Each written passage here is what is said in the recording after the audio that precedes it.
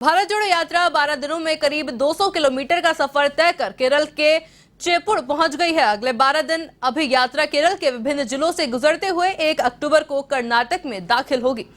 यहीं से यात्रा का असल इम्तिहान शुरू होगा, क्योंकि कर्नाटक में भाजपा सरकार है और प्रदेश में अगले साल विधानसभा चुनाव होने हैं। लेकिन भाजपा पहले दिन से ही कांग्रेस की भारत जोड़ो यात्रा को लेकर कांग्रेस पर हमलावर है। इसी को लेकर कांग्रेस की राष्ट्रीय प्रवक्ता गौरव वल्लभ ने बातचीत की। आपको बताया, उन्होंने बातचीत की दिल्ली संवाददाता ज्योति सिंह से। मेरे साथ यहाँ पर बात करने के लिए मौजूद है कांग्रेस पार्टी के राष्ट्रीय प्रवक्ता गौरव वल्लभ जी। गौरव जी, भारत जोड़ो यात्रा को लेकर पहले दिन से ही लगातार बीजेपी निशाना साध रही है। कभी वो कंटेनर को लेकर बात करती है, कभी ट्वीट की बात करती है। अभी पिछले दिनों एक ट्वीट हमने देखा कि केरल में राहुल गांधी को लेकर वो 18 दिनों का जिक्र करते हैं कि पिछले 18 दिनों से केरल में राहुल गांधी है। जाकी रही भावना जैसी, प्रभु मूरत देखी दिन जैसी।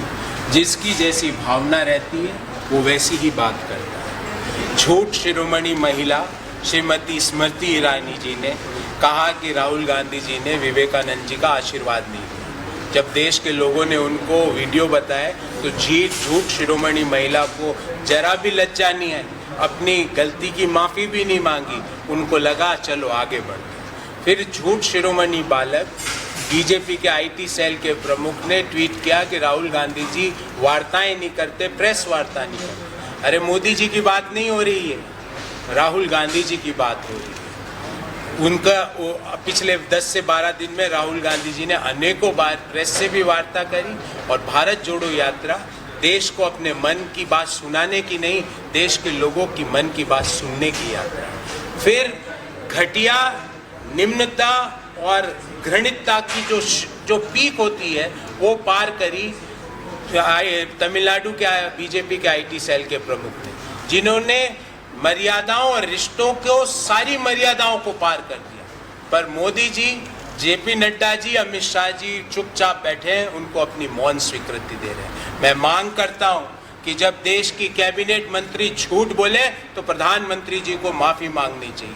जब भारतीय जनता पार्टी का एक आईटी सेल का एक प्रदेश का प्रमुख इस तरह की निर्लजता की बात करें तो महिला एवं बाल विकास मंत्री की आंखों में आंसू निकलने चाहिए थे। पर वो तो झूठ की पराकाष्ठा को पार कर चुके हैं सब लोग। तो मैं पुनः कहता हूं, भारत जोड़ो यात्रा में जिस तरह का प्रेम और स्नेह राहुल गांधी जी को मिल रहा है, भारत तोड़ो यात्रा की विचारधारा वाले लोग झूठ को मोड़ने का प्रयास कर रहे हैं। पर ध्यान रहे, झूठ को आप असत्य से सत्य को असत्य से हरा नहीं सकते। एक आखिरी सवाल आपसे लेना चाहूँगी गौरव जी।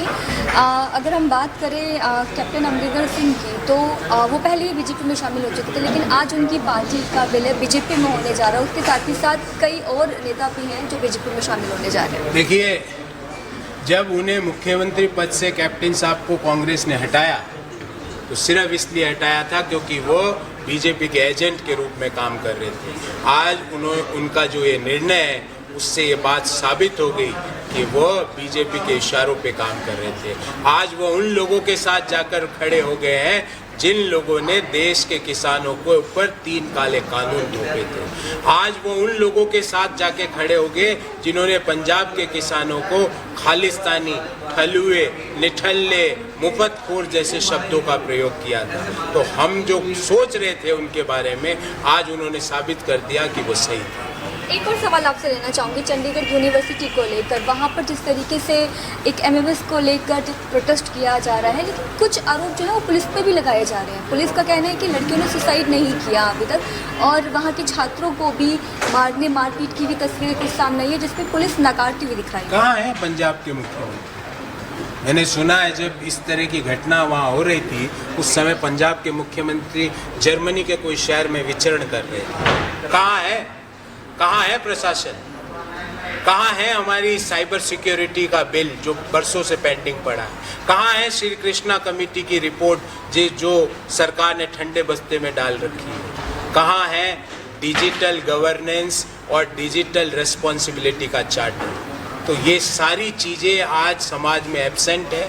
मैं आग्रह करूँगा हिंदुस्तान के नागरिक होने के नाते कि डिजिटल जो भी चीज़ें आप यूज़ करते हैं उसके साथ आपके ऊपर डिजिटल रिस्पॉन्सिबिलिटी भी आती है। डिजिटल रिस्पॉन्सिबिलिटी का निर्वाह करें और सरकारों से अनुरोध है कि सिर्फ नाम बदलने में अपना समय ना लगाएं।